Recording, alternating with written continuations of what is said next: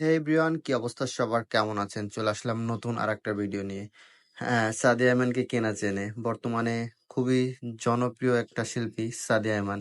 তিনি বর্তমানে ট্রোলের বড় একটা শিকার হয়ে আছেন। সাদিয়া আয়মানকে চিনে না এমন লোক হয়তো বা আমাদের বাংলাদেশে খুঁজেই পাওয়া যাবে না। সাদিয়া আয়মান নিজেও বুঝে নাই এমন একটা দিন তার সামনে চলে আসবে, সে নিজেও প্রস্তুত ছিল না। এই বিষয়টা নিয়ে আমাদের নিলয় আলমগীরও একটা স্ট্যাটাস দিয়েছে।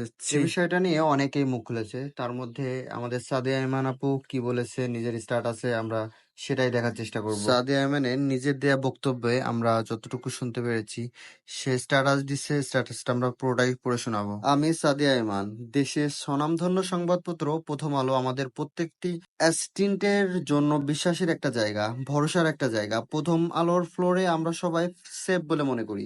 সবসময় সত্য ন্যায়ের পক্ষে থাকে প্রথম আলো। আজকে যদি প্রথম আলোর মতো একটা জায়গায় যদি নিজেকে সেফ বলে মনে না করতে পারি, নিজেকে যদি সেফ প্রমাণ করতে না পারি, তাহলে আমরা কোথায় যাব? কোথায় গিয়ে দাঁড়াবো? আমাদের পজিশন কোথায়?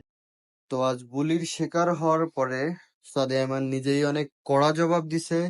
তো আসলে এই ধরনের ভুলটা আসলে আমরা যেন কেউ না করি। এটা আসলে একটা মানুষের ব্যক্তিত্ব নিয়ে একটা প্রশ্ন।